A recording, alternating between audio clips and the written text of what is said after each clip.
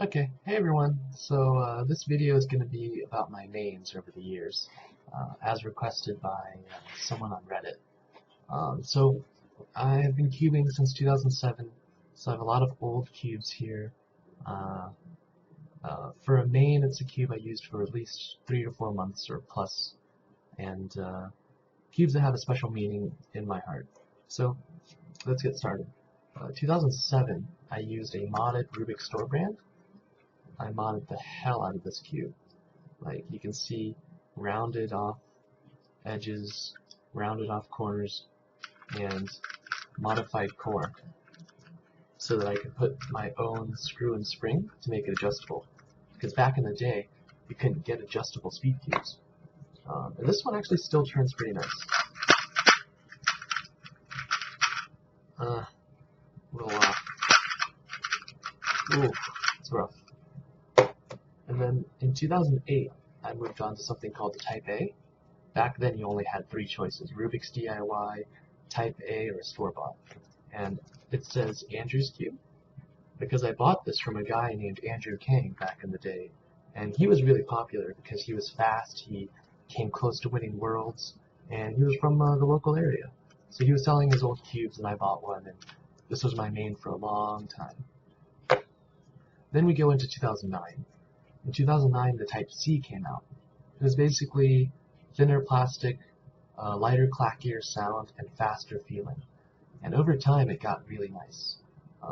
They would get bad after like a really long time, but the Type C, I really liked this cube. And it was like one of the few, I'm pretty sure it was one of the first cubes that came in multiple colors. The Type A only came out in black, white, and sky blue, and sky blue is super rare. Like, even this day, I would love to buy one of those. But they were super rare. And after the Type C came this bad boy. This is the JSK. JSK stands for Japanese Speed Cubing Kit. It was this cube that you had to spend like 60 plus bucks, which is crazy back then, to get it from Japan. And it came in this big box.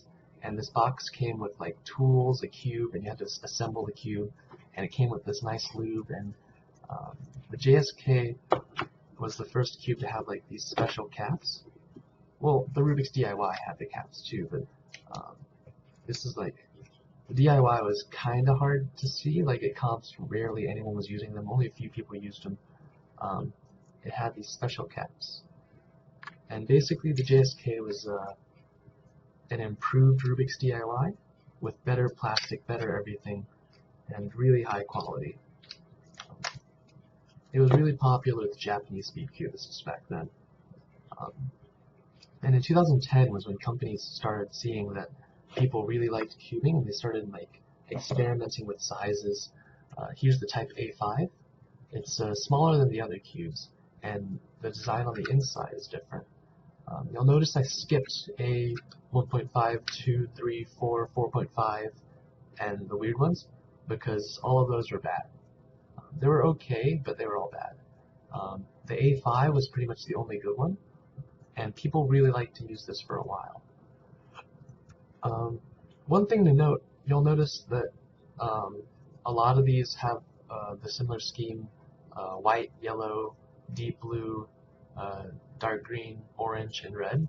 That's because back then you could only get stickers in like that shade from this company. And a lot of my cubes have that logo because back then they were like the only sticker company. But I still have a soft spot for them. I like CubeSmith. And then after the A5 came this. A lot of people switched to this when it came out. This is the F2.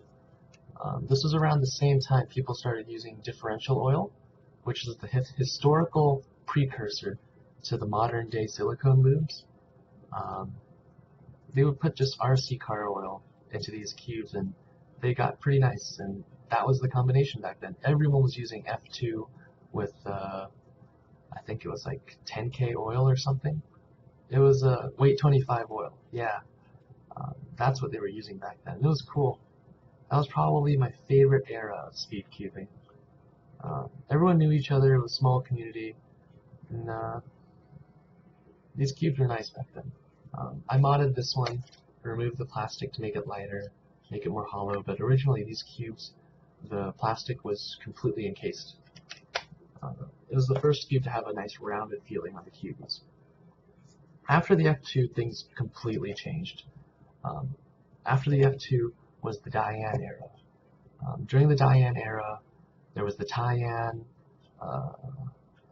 Guhong, Lingyuan, Lenhui, Zanchi, Panshi, and the version 2s of those cubes.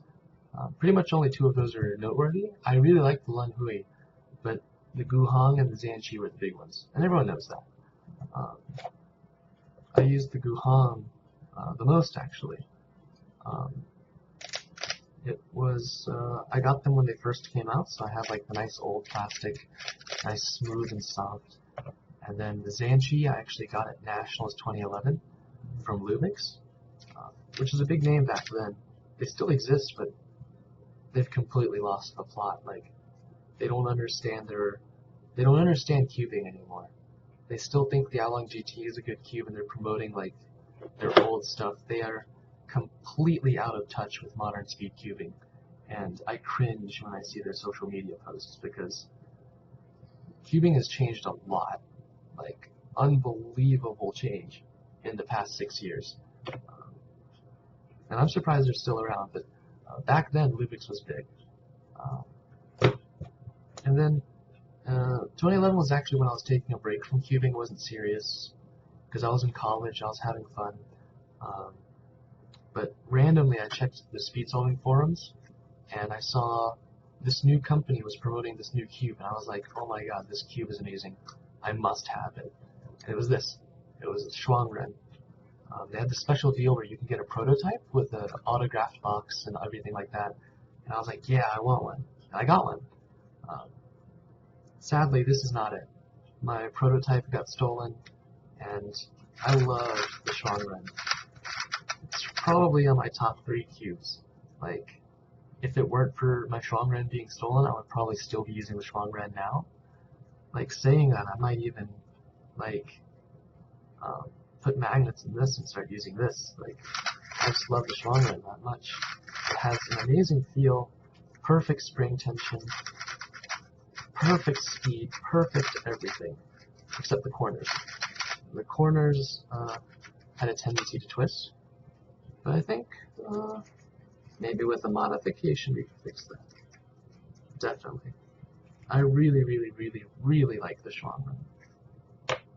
So, after the Shuangren, I used this from whenever it came out all the way to 2015. And in 2015, after a competition with Anthony Brooks, I actually switched to the Hualong. He actually gave me this Hualong, and I used it for a pretty long time, a few months, and even after those few months, I still used it sparingly to practice. I even have magnets in this because that's how much I like this cube. And the Hualong was nice because you could really abuse it, and it would still give you like good times. Like, you could be really aggressive back then. It hasn't kept up with modern cubes, but I feel like the Hualong was definitely ahead of its time. And at Nationals 2015, I switched to this, the Mei Ying, and I started really loving stickerless cubes because of the feeling. A few of my stickerless cubes are missing from here because either they've broken or I've given them away or something. So this actually isn't my actual Mei Ying in my videos. But I really like the Mei Ying because of its corners, and it's really, really fast, but it could still, like, it was still somewhat accurate. And after a while, if you used it long enough, it got really smooth. I really like the Mei Ying, and Pro Wrestler, or as you may know him, Ro Hessler, at the office, he also really likes it too. Mei Ying, that was a good cube. After the Mei Ying, in 2015, I visited the Cubicle, and they were kind enough to give me a Yeshao, like before it came out. And I modified it into a wooden Yeshao, as you can see here. I took the pieces from the wooden Rubik's 40th anniversary or something, and I like grafted it onto the Yeshao, and an interesting cube. I liked the Yeshao for a while, but it started to wear out on me, and after a while it just didn't feel nice, like, at all. So then came the Waylong GTS. I also got this one from the Cubicle, like, I think a little bit before, but I'm not sure. The Waylong GTS, I noticed after you really broke it in, it got really nice, and everyone should remember this cube. And it's crazy that it's been a year, 1 year since the GTS came out, which is crazy in like the timeline of like recent years, cubes coming out like every other month or something. But I used the GTS for a really long time, and then I actually put magnets in this one. This is one of my first ones. Then the GTSM. So I used the GTSM for a while, and then I switched methods from ZVLL to ZZCT, and it was a nice cube. This one has gotten pretty smooth, and finally in the modern era I can start turning. It's been talked about to death. Everyone knows about the GTS. Nice cube. And then came the Volk. So when the Volk came out, I really wanted one. But at the office, everyone else had the prototypes, so I was just some dumb customer service guy, so I didn't get one. After a while, I begged hard enough, and I got one of the spares, and I still have that spare, but it's at the office currently. So I'm using a placeholder instead. This is just a white Volk M. And then magnets came along. And these are pretty much the only 3 cubes I used in 2016. And 2017, Waylong GTS V2, boron treated. I like this cube a lot because it's smooth. It has a really nice feeling to it. It has some weird catches sometimes. Oh, I guess it's only smooth because I used boron. Otherwise, it's not that smooth. It kind of has a clacky feeling, kind of like if you mixed the Yan with an M3 with old Waylong with Waylong GTS. And I talked about this cube enough in my other video, but I really like the GTS V2. I'm at 12 minutes. So to end this video, I'm going to update you with some project stuff. Project Boron 22 it's taking a delay because I need to buy more chemicals and they take a while to get here. I spent several hours testing on various cubes. So I tested it on stickerless cubes. I'll have a video on that soon. The disappointing thing is I don't think it works on Chi plastic very well. Like it barely does anything to the Volk because the Volk has so little plastic touching. I boronated a big cube. We're going to give that to Patrick Ponce. That one's actually turning out pretty nice. I have another project that's pretty exciting. My big project is delayed. Pretty much all of my projects are delayed because I'm working on 5 things at once right now. One of those things, it's actually going to help the community in a pretty cool way. Like money-wise, it's going to drop the costs of some things. Small innovations, we'll see. I can't announce too many things yet, but pretty much all of my projects are being pushed back. It's disappointing, but there's not enough hours in the day to work on everything. So yep, that's it. These are my mains.